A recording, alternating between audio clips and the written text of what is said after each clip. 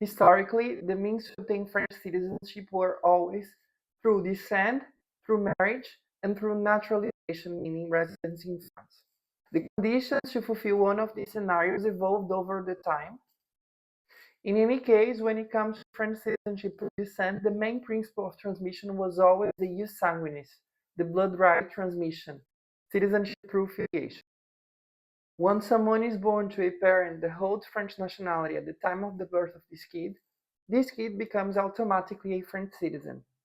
When I say automatically, I mean automatically, so plein droit en français, meaning that no other condition shall be met for this transmission to have occurred. This has been like this since Napoleon's Civil Code and before. Actually, Ius Sanguinis comes from Rome.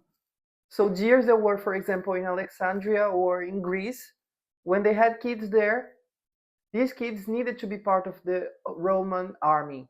So they needed to be citizens as well. That's why the Ius Sanguinis principle was developed.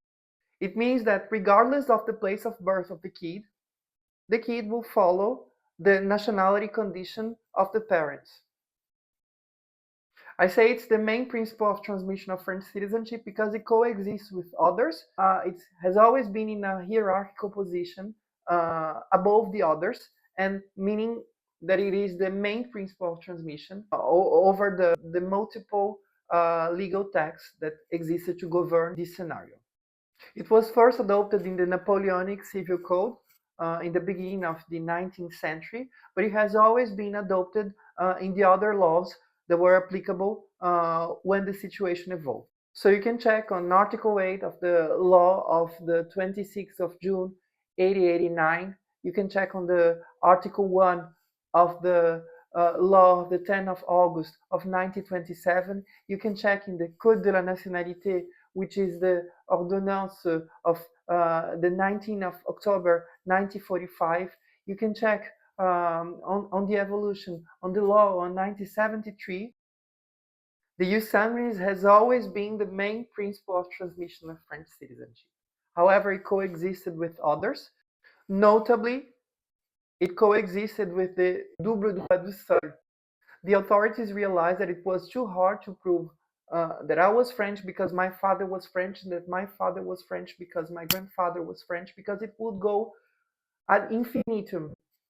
Therefore, they created a second mechanism of attribution of French citizenship at birth, which is the double droit du sol, the double right of land. Meaning that when the Ius Sanguinis fails to be proven, we can use the double droit du sol. If someone is born in France to at least one parent that was also born in France, this person is considered automatically French.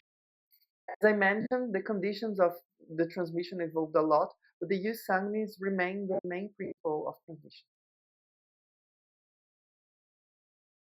So if before there was limitation, for example, for women to transmit the citizenship, there was limitations also for children that were born to French citizens outside of the wedlock and others.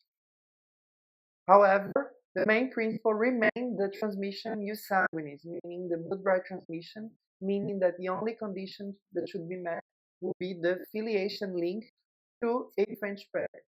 It means that the nationality could have been already transmitted for you and waiting for recognition for you to obtain your papers to recognize the status that was already obtained.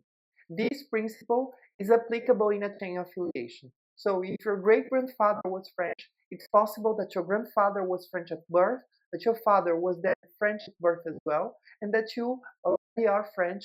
They're waiting only for recognition of this previous status. So if you're connected to a French ancestor, it might be possible that you already are French. Do you want to know more about the application procedures and how to prove this condition? Please go on and check our next videos.